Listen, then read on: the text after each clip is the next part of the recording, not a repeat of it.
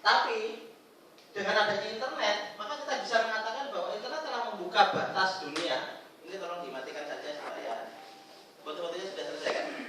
Ya, kameranya. Jadi yang kuning itu, internet telah membuka batas-batas dunia sehingga pasar menjadi tanpa batas. Ya, semua orang bisa punya kesempatan yang sama untuk masuk pasar global. Jadi tiba-tiba ketika kita ngomong, ketika sudah berbicara internet, tiba-tiba sudah berbicara tingkat internasional. Saya memberi contoh salah satu trading ya, salah satu. Jadi Alibaba.com ini sebenarnya tidak memproduksi barang-barang sendiri, mereka hanya memfasilitasi transaksi penjualan dan pembelian. Ini yang saya ingin suatu saat kita punya Erlangga Virtual Mall. Alibaba.com adalah sebuah perusahaan yang didirikan tahun 1999 dan mampu menarik 23 juta pengunjung, di mana 60% adalah dari Cina. Gitu. Alibaba.com ini sama dengan eBay.com. Internet mungkin terjadinya kompetisi yang fair, kompetisi yang jujur. Hanya mereka yang bersaing dengan fair lah yang akan survive. Ini yang penting. Ketika kita bermain di dalam dunia komputer, di dalam dunia internet, maka yang tidak jujur akan guling dengan sendirinya. Kalau misalnya kita membuat situs-situs yang tidak jelas, itu nanti akan guling dengan sendiri. Karena komunitasnya hanya komunitas. Kalau mau bertarung di dunia internet, maka harus dengan sebuah permainan yang fair play. Ini The Art of War Sun Tzu. Ya, ini yang Pak Andri. Orang yang jagoan strategi, jagoan bisnis itu mesti orang-orang Cina, itu bukunya adalah Sun Tzu. Kalau kita tahu tentang musuh kita dan juga tahu tentang diri kita sendiri, kita tidak akan pernah takut menghadapi ratusan pertempuran. Ketika kita berbicara dunia internet, maka kita tahu musuh kita itu seberapa kuat. Ketika kita membuka blog guru, ketika kita membuka blog siswa, kita tahu musuh kita seperti apa. Begitu. Langsung. Tapi ketika kita perang beneran di dalam dunia nyata, maka kita seringkali tidak tahu bagaimana musuh-musuh kita. Begitu. Banyak cara, sumber yang legal dan etis yang digunakan untuk menampilkan informasi tentang pesaing kita. Silakan nanti bertanya. Bagi yang bisa memalukan saya di depan kelas, dapat tanya.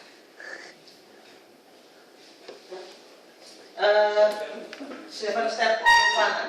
Ini ada seorang yang menulis ini. Teknologi secanggih apapun, ini yang penting. Yang penting itu DS.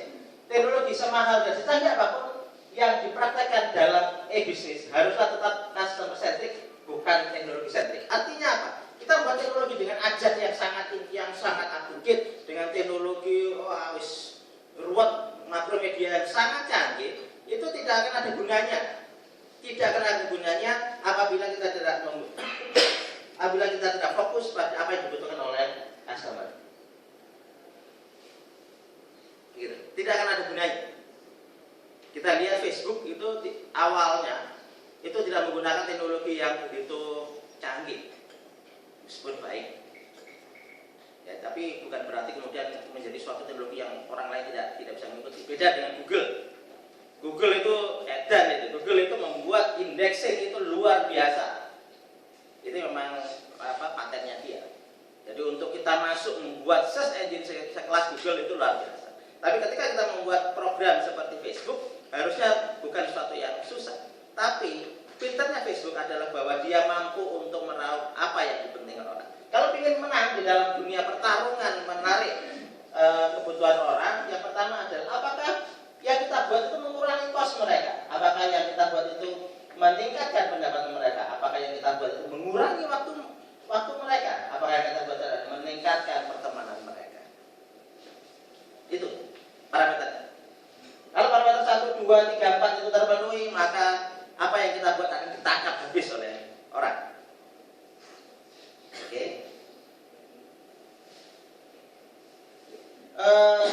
Kita perlu tahu bahwa Jepang sekarang sedang menghadapi sebuah masalah besar. Jepang sekarang itu sangat bergantung pada Indonesia. Jepang itu terlalu cepat ekspansi sehingga dia kolek gitu ya. Jadi lebih baik kita mengingu atau mengemong customer yang sudah yang sudah ikut pada kita dibandingkan dengan melakukan ekspansi pasar. Ini yang dianalisa oleh si Michael Porter. Ini yang cukup menarik, Air Asia. Sementara barusan kita lihat Batavia sudah gulung tikar. Air Asia ini punyanya kerajaan Malaysia yang hampir gulung tikar, akhirnya dibeli oleh si Fernandes dengan harga yang sangat-sangat murah, hanya 11 ringgit Malaysia. 11 ringgit itu kali 2000, masih gitu. Membeli tidak sampai 100.000 rupiah, membeli sebuah maskapai, tapi utangnya luar biasa. Gitu. Air Asia itu dibeli, kemudian dia membuat sebuah improvisasi yang berbasiskan IT, dan sekarang Air Asia lumayan leading, meskipun saya menjadi orang yang tidak suka untuk naik Air Asia karena kayak naik bis kota.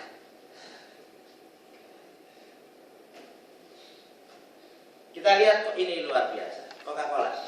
Coca-Cola ini sudah hidup ratusan tahun, ya, ratusan tahun Coca-Cola. Setiap kali saya minum Coca-Cola, saya selalu berpikir edan ini.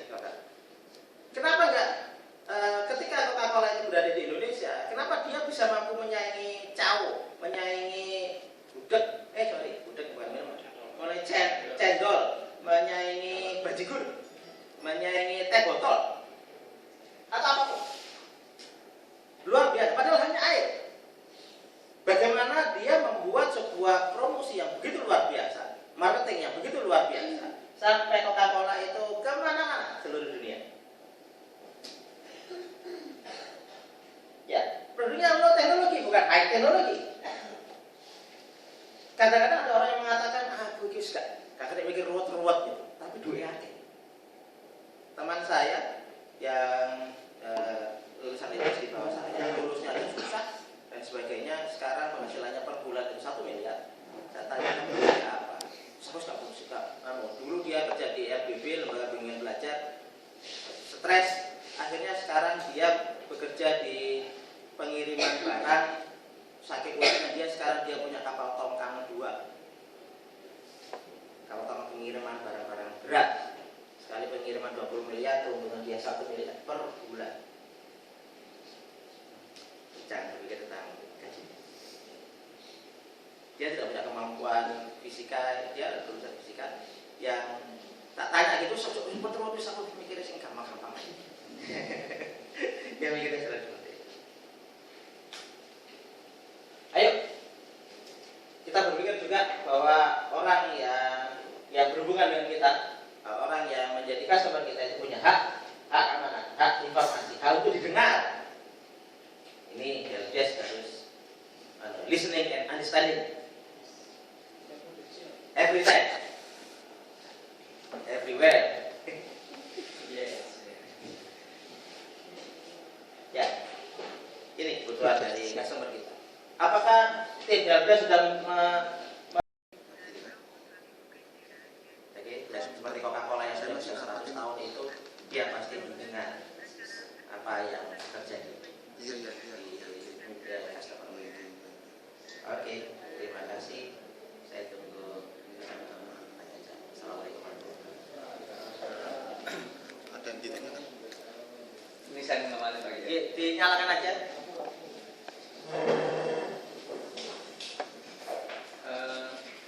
Kalau melihat apa yang dipaparkan dari contoh-contoh yang disajikan, itu adalah nampaknya dari perusahaan-perusahaan yang sangat sukses begitu.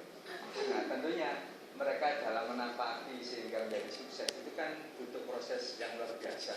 Mungkin di dalamnya itu ada semacam ganjalan-ganjalan yang kebetulan dari apa yang ditampilkan profil ini semuanya pada sukses. Nah, mungkin ada kunci khusus dari kesuksesan mereka sehingga itu menjadi contoh kita manakala kita berkeinginan untuk membangun hal yang sama seperti itu. Jadi mungkin di dalamnya kan perlu semacam trik-trik bagaimana untuk mengatasi berbagai hambatan-hambatan. Itu tadi yang belum sempat untuk disampaikan. Oke. Ya, dengan adanya dunia internet, maka terjadi sebuah sistem komunikasi yang luar biasa. Tapi yang sekarang yang sangat-sangat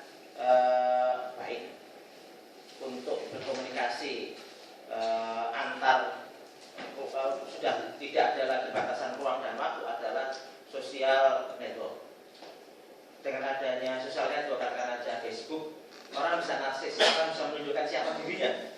Dengan Facebook, orang bisa berkomunikasi, berkenalan dengan siapa saja. Sampai sekarang ingin berkenalan dengan orang-orang angkasa pura, cari saja, searching orang-orang angkasa pura, maka kita akan bisa berkenalan dengan orang-orang angkasa pura. Kalau misalnya kita ingin berkenalan dengan orang-orang yang ada di Mabes Polri, maka searching di situ, maka kita akan bisa berkenalan dengan mereka. Ketika kita berkenalan dengan mereka, ketika kita sudah bisa menjadi teman mereka, kemudian di setiap postingan kita itu adalah postingan yang sangat baik. Kemudian kita bisa ngobrol dengan setiap saat kita bisa minta ngobrol dengan mereka, dan saat itu juga kita itu narsis itu boleh, tapi sombong itu tidak boleh. Apa bedanya? Narsis itu menunjukkan siapa diri kita. Kalau sombong itu merendahkan orang lain. Kalau saya mengatakan saya dokter, oh ya memang jelas kan. Gitu. Tapi kalau misalnya saya dokter, kamu kan apa? Nah itu nggak boleh. Itu sombong. Tapi kalau menunjukkan siapa dirinya itu boleh. Gitu. Jadi orang itu harus punya integritas dan otoritas, pengakuan dan kemampuan. Saat inilah dunia sudah membongkar ruang dan waktu, dunia sudah betul-betul sudah tidak ada sekat lagi. Maka bukan hanya perusahaan. Di sini saya ingin menceritakan bahwa orang-orang sudah bisa memarketingi dirinya sendiri, bahwa dia punya kemampuan apa. Dan memang ini adalah proses. Sekarang ini orang megang internet sama dengan orang yang sudah memegang dunia. Informasi apapun itu ada di internet. Tinggal bagaimana kita manfaatkan. Apakah kita sering membuka halaman yang tidak manfaat daripada informasi yang begitu luar biasa, yang sangat banyak yang ada di dunia internet. Begitu. Jadi kita sebenarnya adalah on the right track. Kita adalah di dalam track yang sangat benar. Kita berhubungan dengan internet, dan di situ adalah gudang ilmunya dunia sekarang itu ada di internet. Begitu. Ketika saya berdiskusi dengan seorang ulama tentang bagaimana sebuah teori Atlantis gitu ya. Ketika saya ditanya, kitabmu apa? Kitab saya Google gitu. Gitu Pak. Sementara dia pakai kitab kuning yang aku nggak ngerti. Gitu. Jadi artinya bagaimana caranya kita bisa tampil, bisa muncul. Yang penting adalah manfaatkan detik dengan baik. Ya. Ini yang saya selalu ceritakan pada mahasiswa saya. Ketika ada kesempatan untuk maju ke depan. Ini yang tidak pernah diambil oleh. Jadi kalau bagi saya, ketika seperti duduk gini saja. Ketika ada kesempatan saya duduk paling depan, saya akan lakukan duduk paling depan. Ini membuktikan seberapa kita berani untuk bertarung. Ya. Biasanya kalau saya di pertemuan-pertemuan gini kan mesti duduknya paling belakang. Kan? Gitu. Itu menunjukkan bahwa sampai sendiri bertarung saja tidak berani.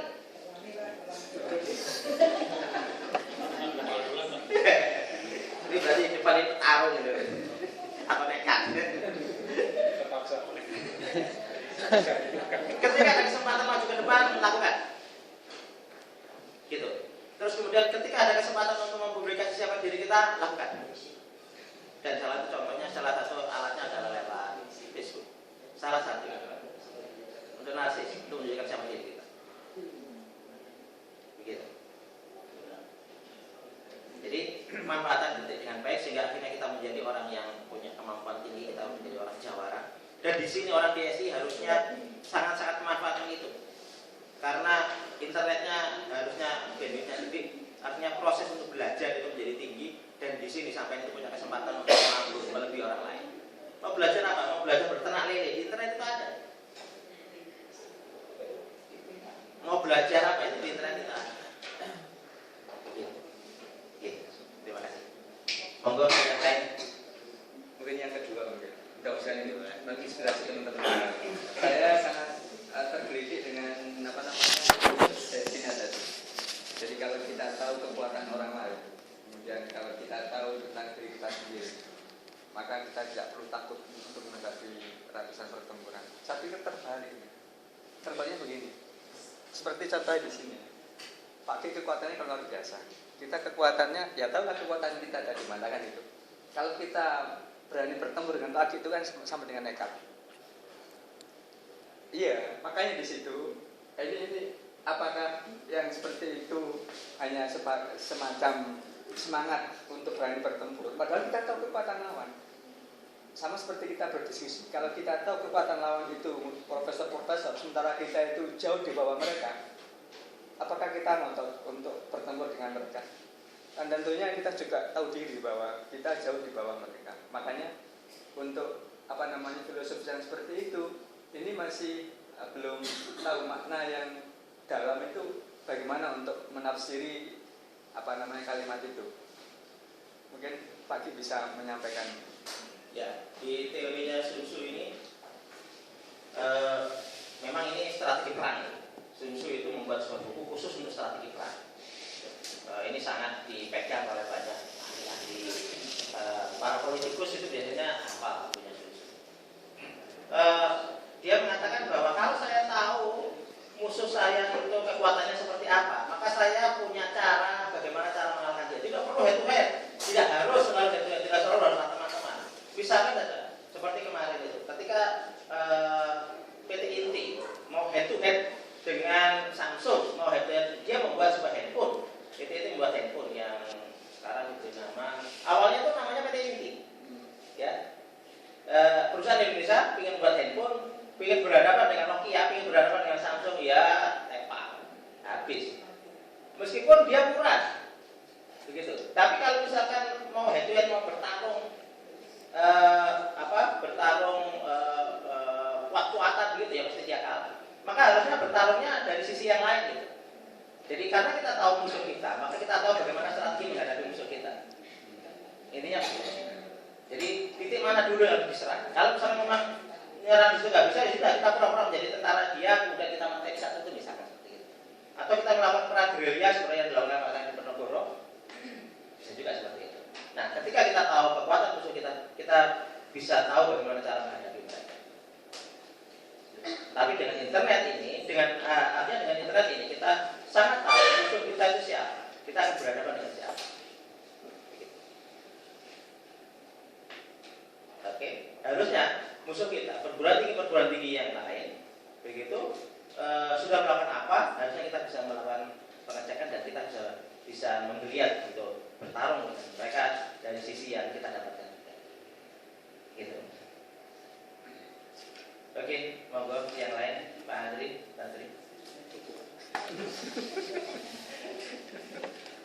Mas Arya, monggo.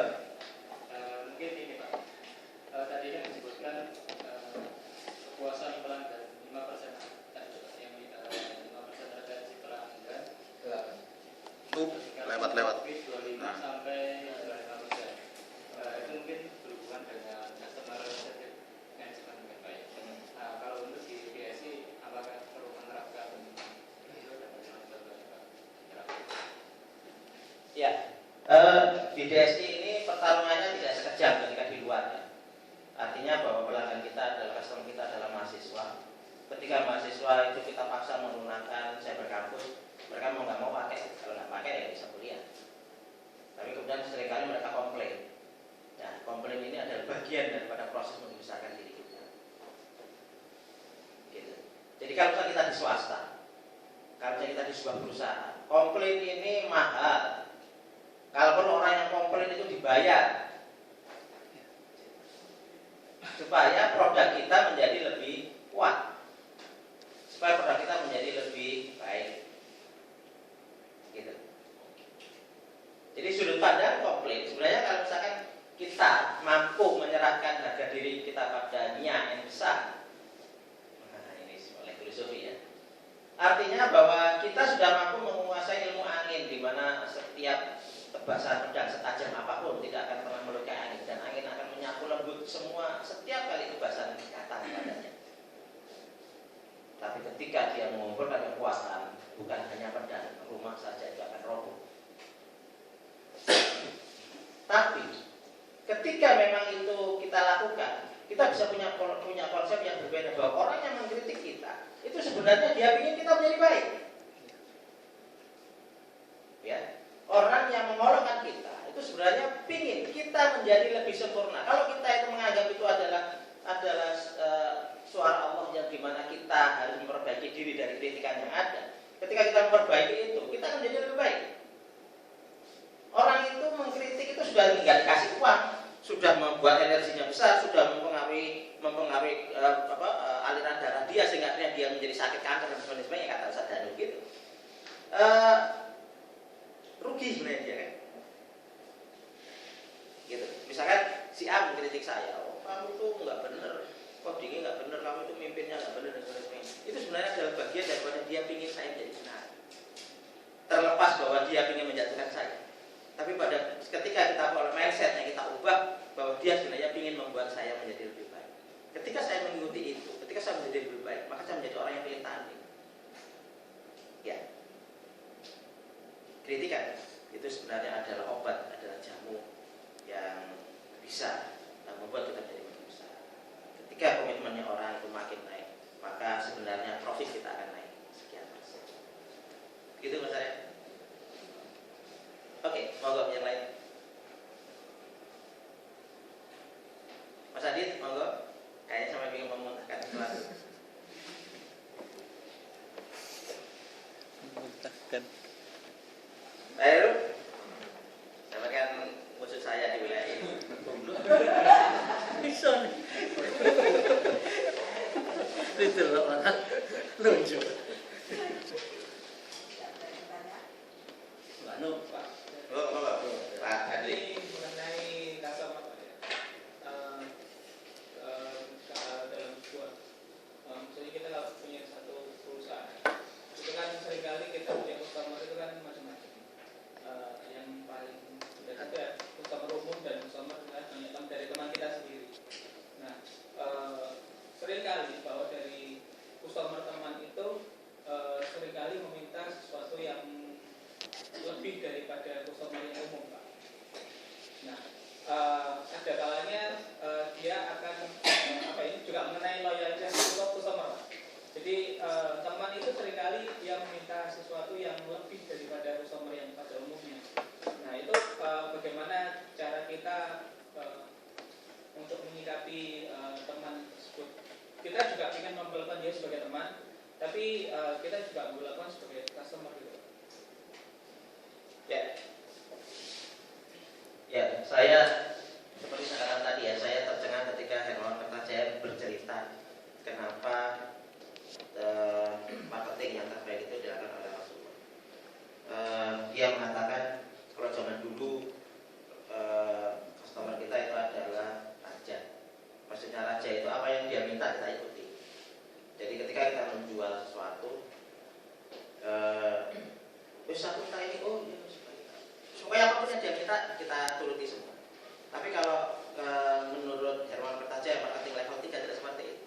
Customer itu adalah teman. Artinya kita tidak akan membunuh teman, dan kita akan memberikan teman itu sesuatu yang terbaik. Jadi misalkan saja saya punya sebuah tanggalan, saya pernah mengalami ini.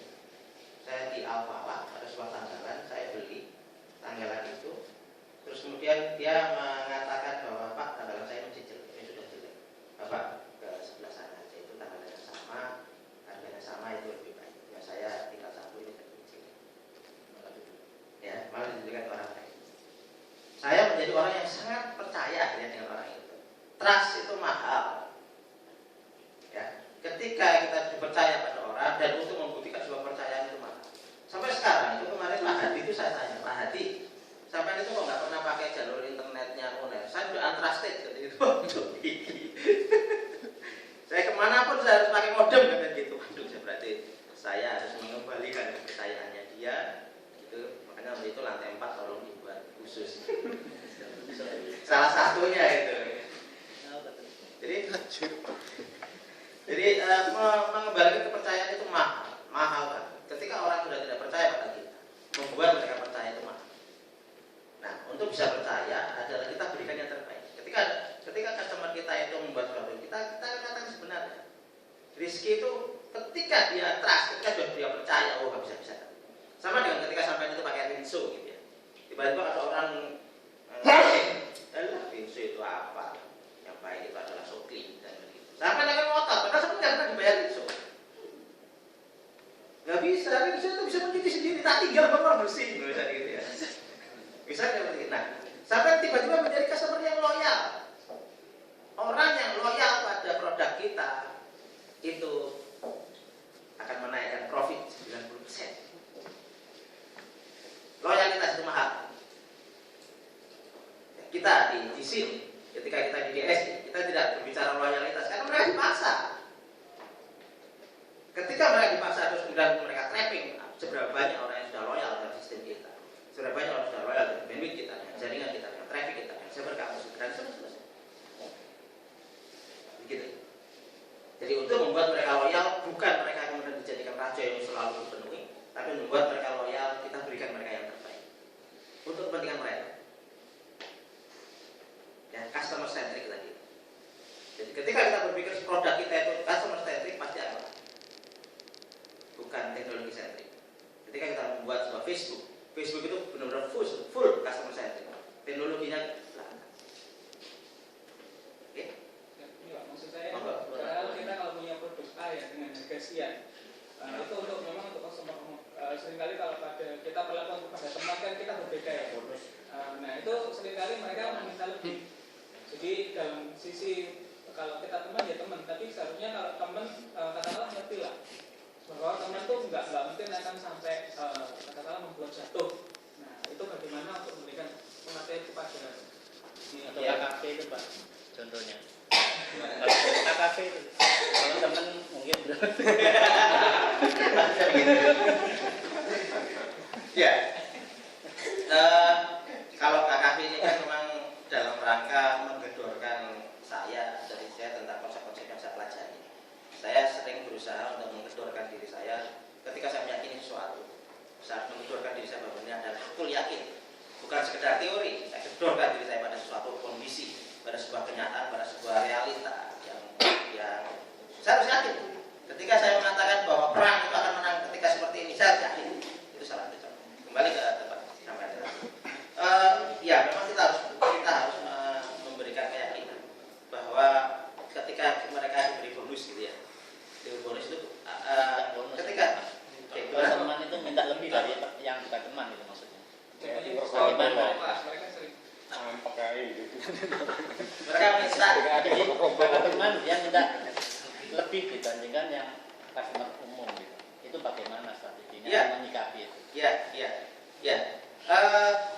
Di dalam konsep bisnis itu kan kita tidak boleh sampai kemudian kalau misalnya kita menjual lebih daripada harga pokok, harga modal itu termasuk jangan artinya bahwa tenaga kita tidak dihitung ya.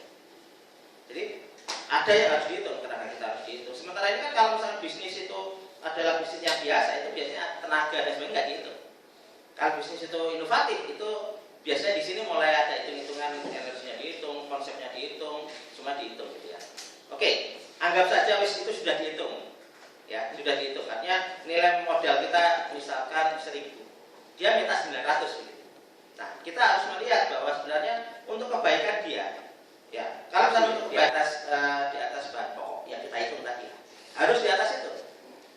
Kita akan mengatakan pada mereka, kalau saya terus seperti ini, ya kamu menjadi akan makin jelek. Kenapa? Karena 2 bulan lagi saya bangkrut dan kamu sudah nggak akan dapat lagi. Gitu. Sama dengan ketika saya terapi totok dan sebagainya itu ya. Seringkali gitu kan, ketika di masjid itu ada orang yang bekam dan sebagainya, terapi Islami gitu. Itu seringkali teman-teman itu nggak bayar. Kamu harus malah bayar. Ini kalau ketika ini teman bayar yang tinggi supaya dia sukses. Kalau misalnya teman sendiri bertujuan ingin menghancurkan bisnis mereka, sebentar lagi kamu nggak bisa pijat lagi, sebentar lagi kamu nggak akan bisa bekam lagi.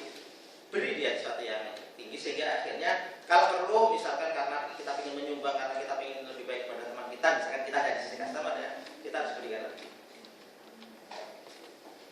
Makanya saya sering menyarankan apabila gaji antum semua itu sudah 2 digit, maka tidak boleh menawar ketika di pasar tradisional. Itu komitmen. Ya. Kalau gajinya sudah lebih dari 2 digit, tidak boleh menawar di pasar tradisional. Kalau pasar biasa, maka teman itu tidak mungkin bisa mempromosikan produk tadi. Artinya bahwa biaya yang tadi dihitungnya rugi, padahal anggap aja biaya promosi. Ya. Oke. Jadi ini hitung-hitungannya ya. Jadi katakan aja misal kalau misalkan memang yang jelas trust, terus kemudian kepercayaan itu ya, itu penting, itu nomor 1. Jadi kalau misalkan teman kita karena dia aku sangat percaya pada kamu, gini aja tak sebarkan dan sebagainya, tapi kamu memberi saya harga kurang, oke.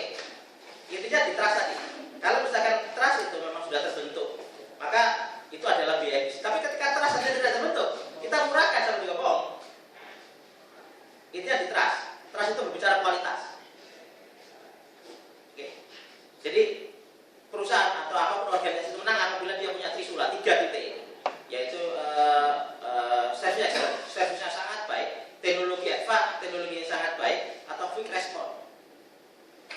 3 itu. Kalau ingin menang, ambil dari 3-3. Kalau 3-3-nya baik, mantap. Sama dengan ketika saya makan di bakso kepala sapi itu kan quick response. Saya duduk aja belum lagi ngomong dulu, bakso pasti kok gitu. Itu quick response. Oke?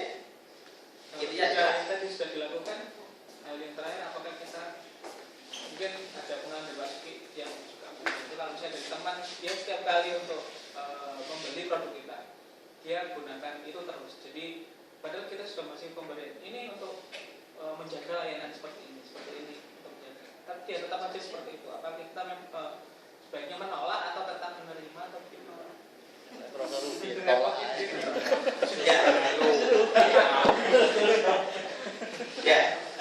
intinya tadi itu Pak ya. Jadi yang pertama yang kita lakukan, apakah kita sudah mampu membuat trust, membuat orang yang percaya. Selanjutnya baru kita analisa itu. Kalau misalnya itu belum, maka kita akan itu. Artinya kalau misalnya ya ini dia malah merugikan kita, membuat akhirnya kita menjadi tidak bisa menyumbang ke orang lain, tidak bisa menghidupi orang lain karena kita bangkrut, pinggirkan saja.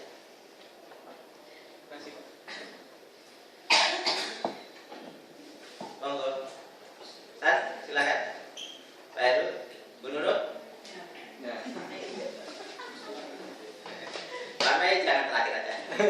Sampai bisa ini berarti pertanyaan. Pak Madi, saya kan senang melihat yang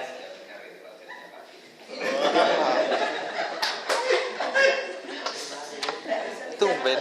Mari. Ayo, monggo, silakan. Paksa tanya Pak ya.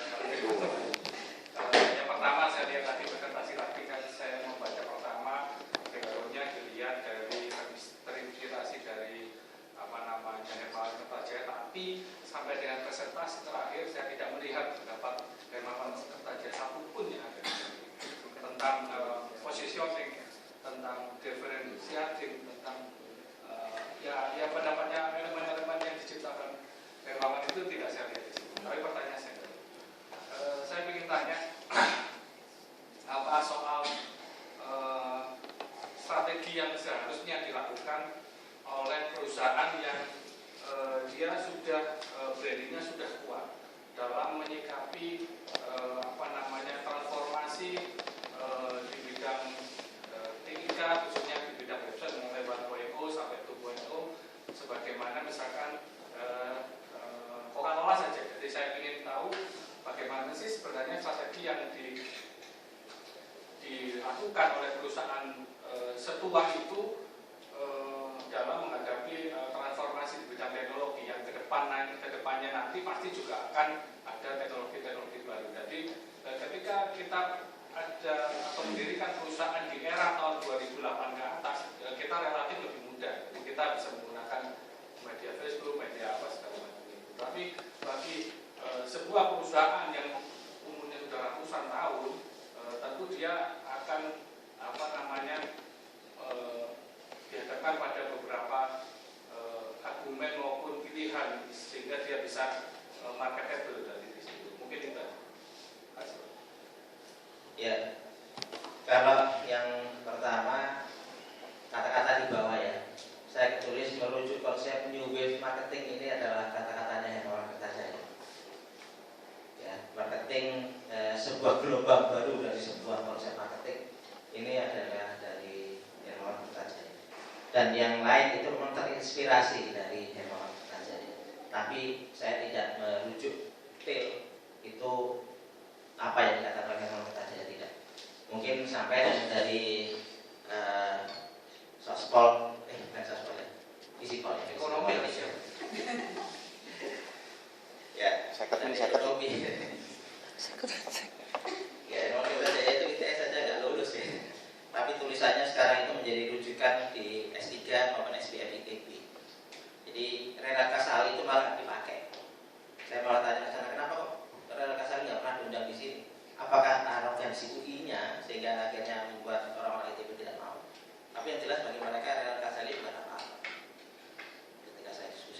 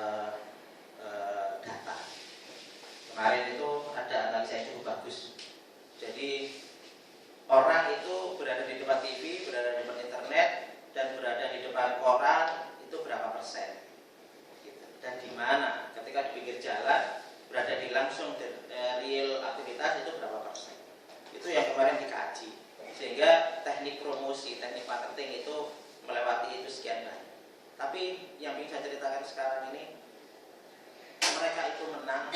Memang mereka memanfaatkan kekuatan IT, tapi teknologi mereka teknologi rendah. Artinya membuat Coca-Cola itu bukan sesuatu yang aneh, bukan sesuatu yang susah. Jika kita menemukan beberapa zat kimia, kita akan muncul Coca-Cola. Ada banyak peralatan seperti Coca-Cola. Tapi kenapa Coca-Cola sendiri itu menjadi tetap in? Karena mereka selalu membuat sebuah image bahwa Coca-Cola itu sesuai dengan operasional perusahaan.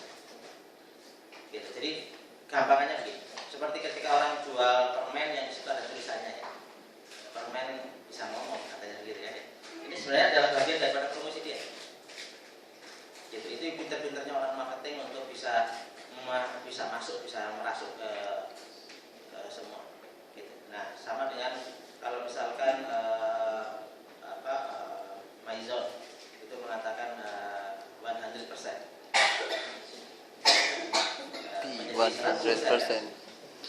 Nah itu ini adalah bagian daripada proses untuk mencoba membumikan, mencoba dengan kesejahteraan di operasional.